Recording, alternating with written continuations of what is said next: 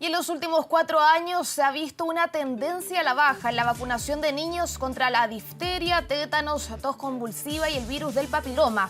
Este segundo semestre ya comenzó el Plan Nacional de Inmunización Escolar, que espera llegar a una población objetivo de más de 1 millón de escolares.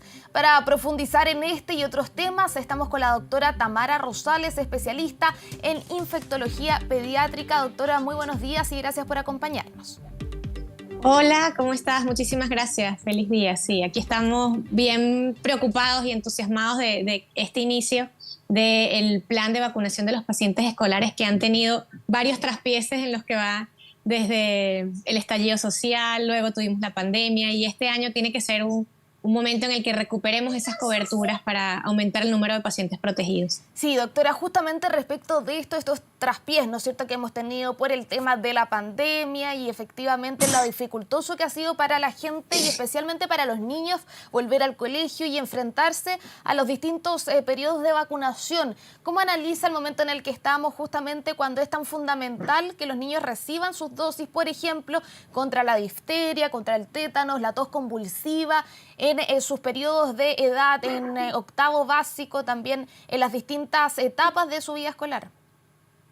Sí, de hecho el programa que tenemos en los diferentes momentos de la escolaridad de los pacientes nos permite garantizar que los pacientes reciban sus refuerzos, que son vacunas que usualmente hay un descenso de la inmunidad que recibimos cuando éramos lactantes o al ingreso escolar, y es necesario que nuestros pacientes tengan este booster o este reestímulo de nuestras células de memoria para garantizar que el paciente esté adecuadamente protegido.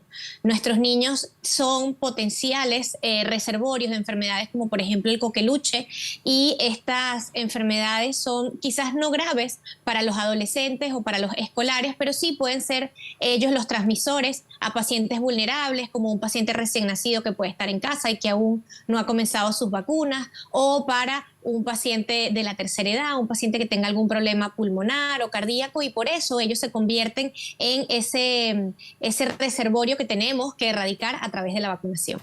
Sí, doctora, para nosotros es casi anecdótico el vacunarnos con para los niños, ¿no es cierto?, con este tipo de inoculación contra la difteria, el tétano, la tos convulsiva, también el virus del papiloma, porque estamos acostumbrados a hacerlo, ¿no es cierto? Ya hay una costumbre respecto de eso, pero ¿qué pasa si se nos olvida? ¿Qué pasa si finalmente dejamos de recibir esas dosis? ¿Cuáles son los peligros a los que estamos expuestos, sobre todo los niños de cuarto, quinto básico, de primero y octavo básico también, si es que no reciben adecuadamente sus dosis contra estas enfermedades?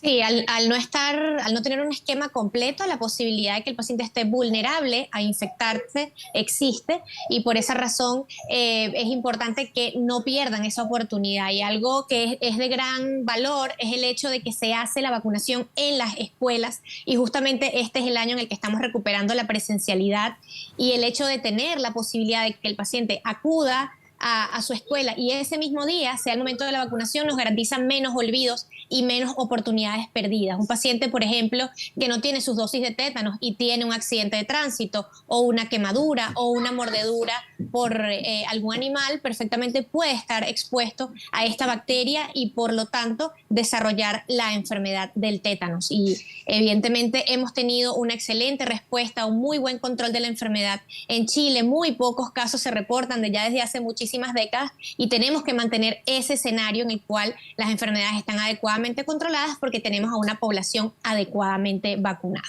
Doctora, desde que llegó la pandemia al mundo, pero también específicamente a nuestro país, la idea es continuamente educar respecto de esto mismo, en caso del COVID-19 me refiero. En ese sentido, a veces hay padres que pueden preguntarse si es que es compatible, por ejemplo, inocular a los niños con la vacuna del COVID-19 y al mismo tiempo realizarlo contra estas enfermedades de la difteria, del tétano, de la tos convulsiva, del virus del papiloma, incluso de la influenza. ¿Es compatible realizar las dos inoculaciones al mismo tiempo? Sí, el Comité Asesor de Vacunas, inicialmente cuando las vacunas estaban recién llegando a los países y recién comenzándose a administrar, teníamos una postura un poco más conservadora y se recomendaba un espacio de 14 días entre la vacunación con COVID y la siguiente vacuna que el paciente tuviese que recibir. Sin embargo, ya se ha acumulado suficiente experiencia, ya hay una gran cantidad de pacientes que han recibido las vacunas y ya conocemos su perfil de seguridad, sabemos cuáles son los eventos adversos y por lo tanto la recomendación actual del Programa Nacional de Inmunización y del CABEI, del Comité Asesor de Vacunas, es que las vacunas se administren de forma simultánea para poder garantizar que una mayor cantidad de personas reciban sus vacunas a tiempo.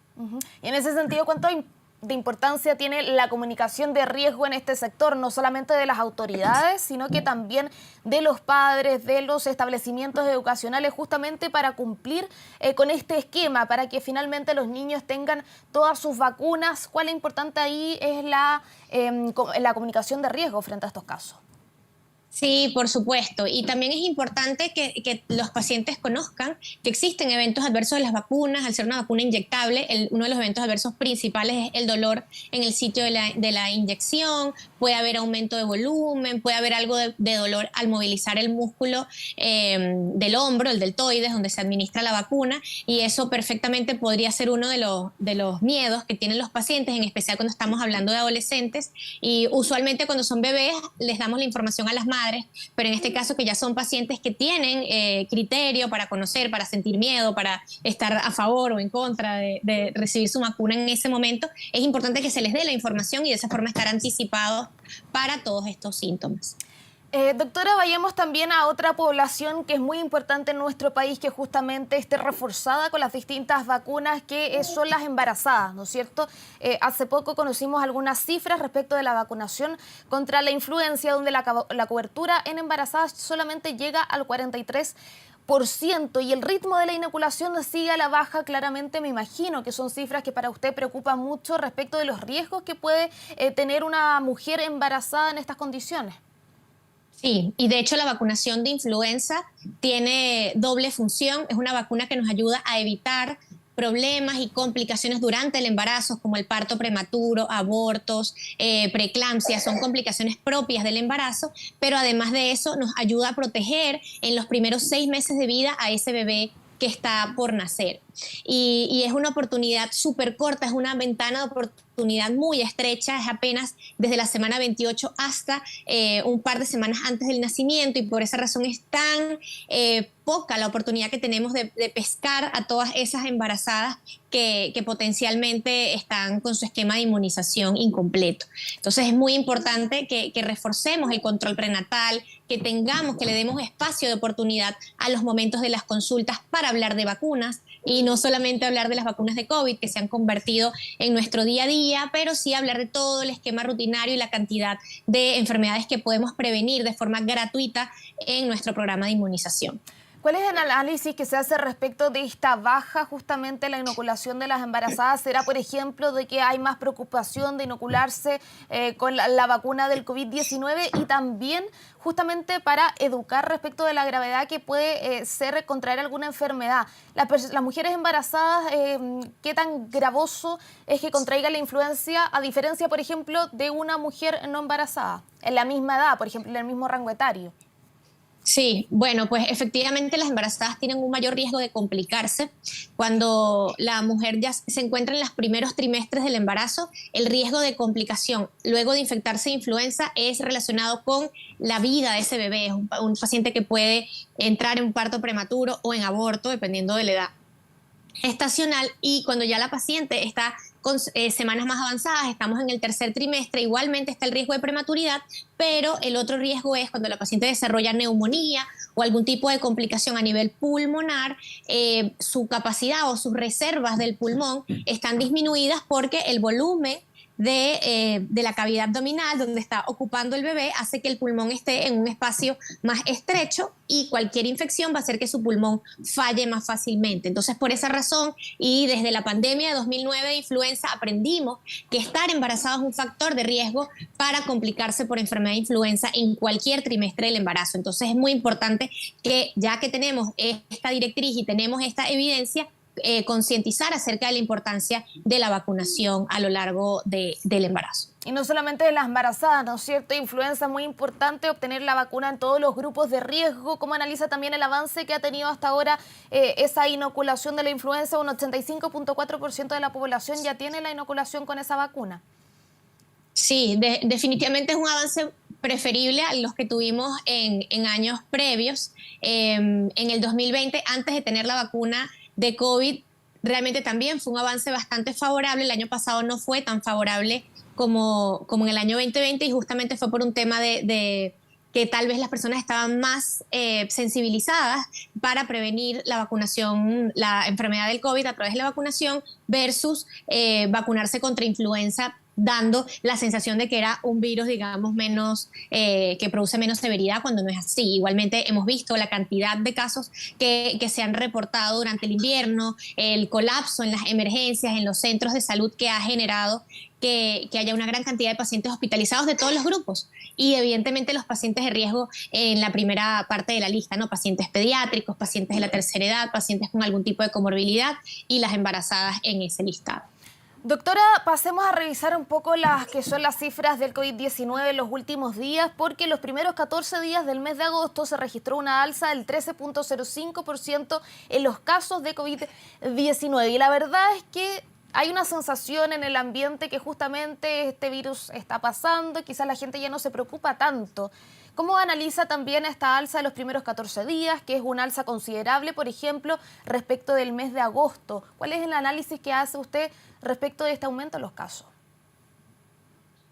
Bueno, uno de los elementos que tal vez nos ha dado esta falta de sensación de seguridad es el hecho de que tenemos una alta población vacunada contra COVID y eso hace que tengamos un menor riesgo de complicaciones y justamente el llamado es a que las personas mantengan actualizado su esquema de inmunización, reciban sus refuerzos de vacunación COVID y esperar las directrices relacionadas con lo que sería la quinta dosis. Son pacientes que perfectamente o potencialmente podrían perder su inmunidad por las dosis anteriores que hayamos recibido, más todas las mutaciones del virus que nos pueden hacer vulnerables a nuevas cepas que podrían estar ingresando o desarrollándose en el país. Entonces es muy importante que actualicemos nuestros esquemas de inmunización relacionados contra esta enfermedad y además de eso garantizar cumplir con otras directrices como el aforo, como el uso de mascarilla, que siguen siendo directrices vigentes en el país y que deben convertirse en nuestra cotidianidad. ¿Y qué es hacer el caso de los rezagados? Que es una pregunta que desde el principio se puso sobre la mesa y que todavía es compleja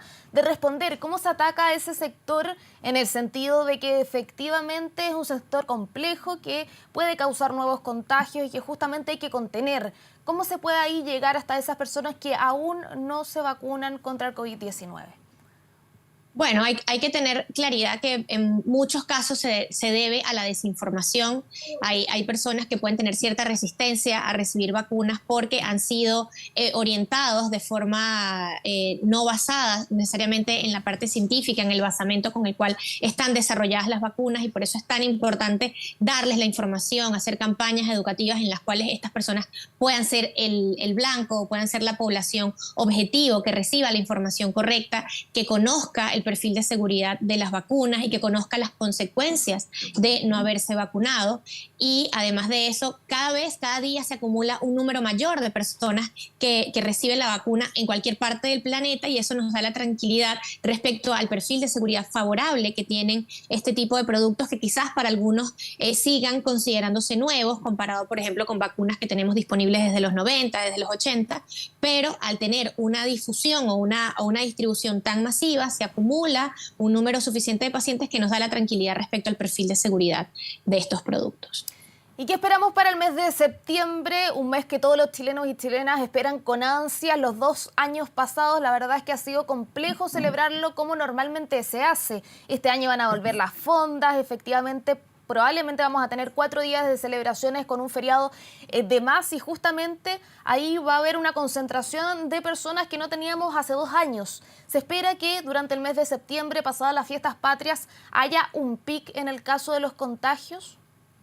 Sí, es una posibilidad. Estadísticamente es lo que se espera y cuando estábamos en plena pandemia venía el Día de las Madres y todos esperábamos un pic, venía el Día del Padre y todos esperábamos un pic y efectivamente es poco probable que eso no vaya a suceder con las fiestas patrias. Entonces, definitivamente allí lo que tenemos que hacer es tratar de que las personas con las que vayamos a convivir estén asintomáticas, en caso de que tengamos síntomas, resguardarnos. Lamentablemente será un año más de precauciones y garantizar que las personas estén adecuadamente vacunadas para que en caso de que sean los pacientes que finalmente se infecten, tengan una menor posibilidad de hacer síntomas graves y por lo tanto requerir hospitalización. Y en el caso de las recomendaciones, por ejemplo, de eventos masivos, porque si es que el año pasado igual quizás había un cierto grado de libertad, esta vez van a volver los eventos masivos, van a volver las fondas y justamente ahí se concentra una gran cantidad de gente que no son de los mismos grupos familiares, que no son Sí. de la misma gente con la que solimos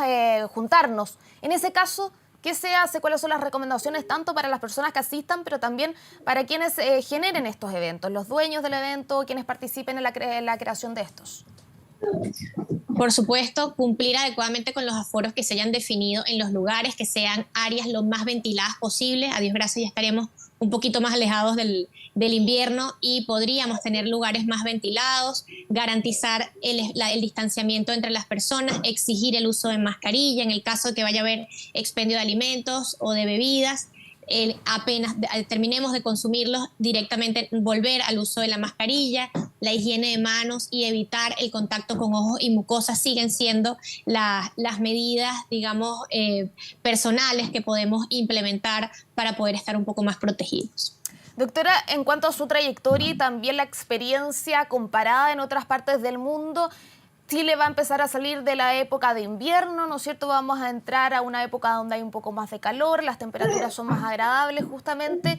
En ese caso, ¿cree que es posible la evaluación, por ejemplo, de algunas medidas sanitarias como el uso de la mascarilla? En la mayoría de las partes del mundo la mascarilla se restringe solamente quizás a ciertas partes muy específicas, entre otras medidas como el pase de movilidad, por ejemplo. ¿Cree que podría analizarse esto por parte de las autoridades, por lo que también se ha llamado este cansancio pandémico de las personas? ¿Será posible analizarlo ya entrado el verano?